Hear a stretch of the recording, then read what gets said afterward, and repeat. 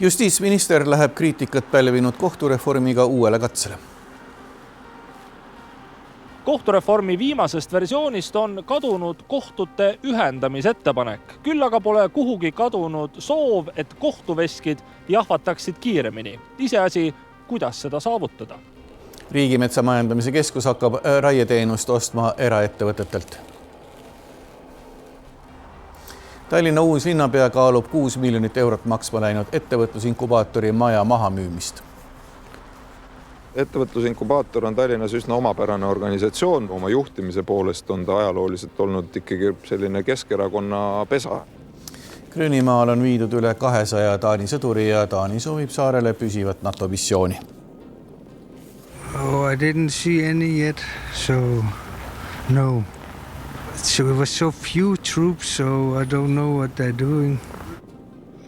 Tere õhtust, et vaatate Aktuaalne kaamera esmaspäeval 19. jaanuaril. Justiitsministeerium proovib edasi liikuda varem teravat kriitikat pälvinud kohtureformiga.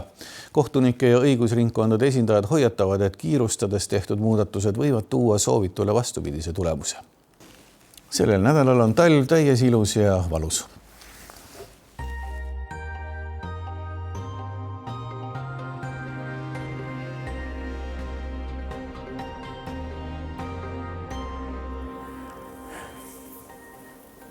Tere! Ilm on ja jääb talviseks.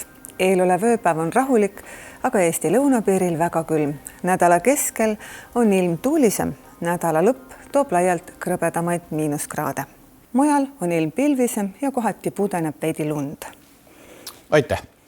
Kui seni on Eestis levinud drive-in ehk kaasaostu söögikohad, kus toidu saab kätte autost väljumata, siis nüüd on Tallinnas omalaadne kunstinäitus, mida saab vaadata autost lahkumata. Aitäh, et vaatasite ja õhtut!